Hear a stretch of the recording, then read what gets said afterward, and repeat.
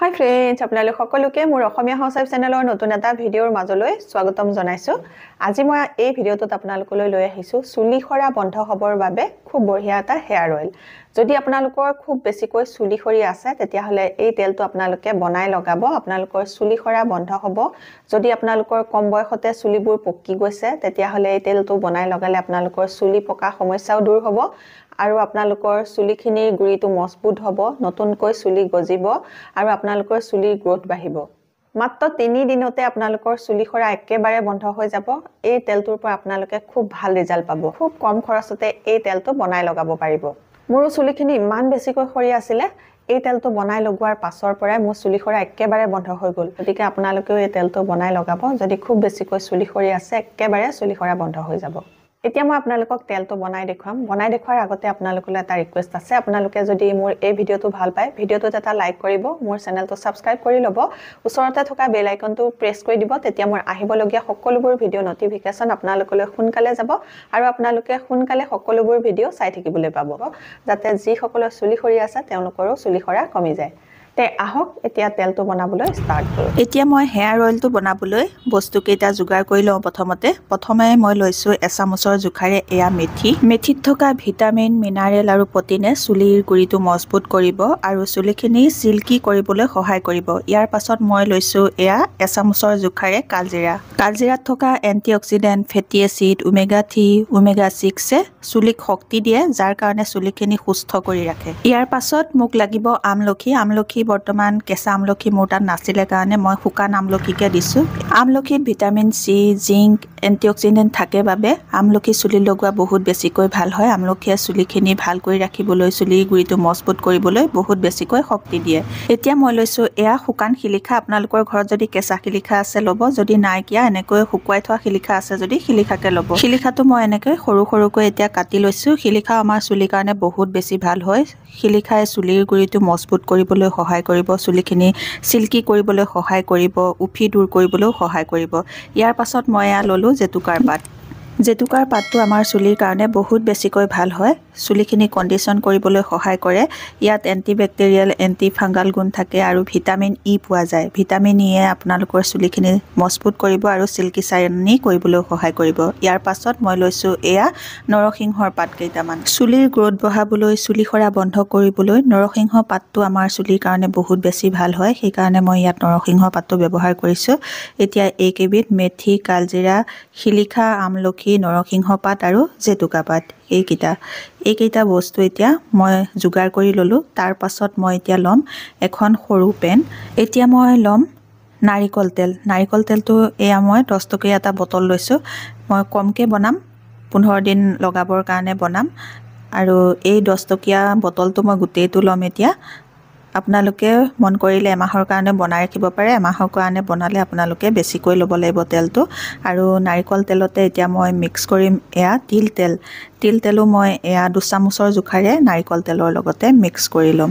তিল তেল আৰু নাৰিকল তেল দুয়োটা বস্তু ভালকৈ মিক্স কৰি লৈছোঁ। আপোনালোকে ইচ্ছা কৰিলে মিঠাতেলতো এই তেলটো বনাব পাৰে। এতিয়া মই গেছৰ ফ্লেমটো অন কৰি তেলখিনি অকণমান গৰম হ'বলৈ দিছোঁ আৰু ফ্লেমটো আপোনালোকে একদম কম কৰি ৰাখিব, চিমত ৰাখিব। এতিয়া মই প্ৰথমতে মেথিখিনি দি লৈছোঁ, তাৰপিছত এয়া কালজিৰাখিনি দি দিছোঁ। কালজিৰা দিয়াৰ পাছত এতিয়া মই এয়া শিলিখাখিনি দি ল'ম। বস্তুখিনি যেতিয়া আপোনালোকে প্ৰথম দি থাকিব তেতিয়া আপোনালোকৰ তেলখিনি তেনেকৈ ফেন ওলাব আৰু চটকৈ ফুটিব। এয়া দেখিছেনে, ফুটিছে। ইয়াৰ পাছত মই জেতুকা পাতকেইটা দি দিছোঁ, তাৰ পাছত মই নৰসিংহ পাতকেইটাও দি দিম।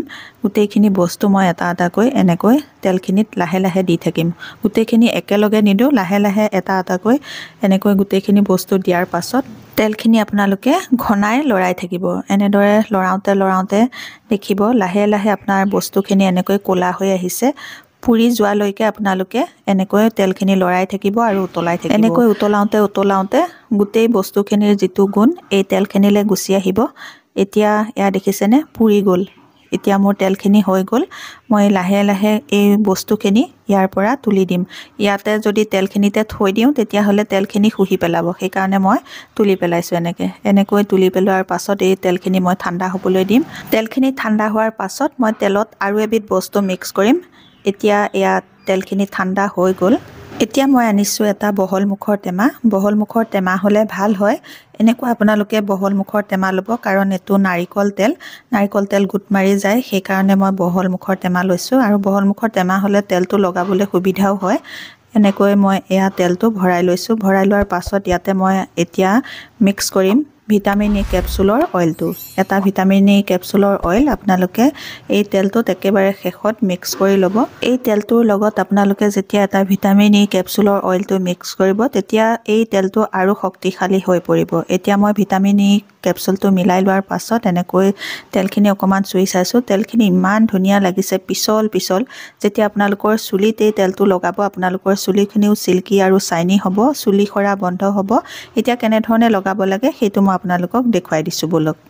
এতিয়া এইটো তেল ৰেডি হৈ গ'ল। এই তেলটো কেনেধৰণে বনালোঁ আপোনালোকে দেখা পালে। এতিয়া কেনেধৰণে লগাব লাগে, সপ্তাহত কেইদিনকৈ লগাব লাগে, সেই নিয়মটো মই আপোনালোকক কৈ দিছোঁ। এই তেলটো আপোনালোকে সপ্তাহত 3 দিনকৈ লগাব, আৰু যেতিয়াই লগাব তাৰ আগত আপোনালোকে ৰ'দত দি ল'ব। ৰ'দত দিয়াৰ পাছত আপোনালোকে চুলিত লগাব।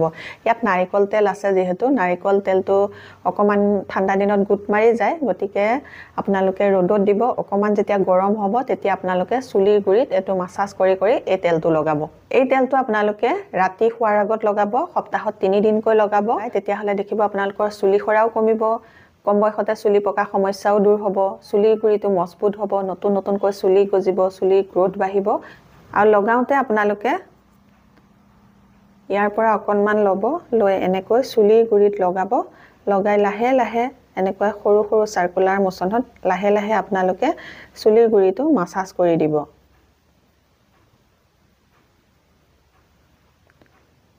মই কালি ৰাতি লগাই আজি চুলিখিনি শ্বেম্পু কৰি দিছোঁ, সেইকাৰণে মই আপোনালোকক অকণমান এয়া লগাই দেখুৱাইছোঁ।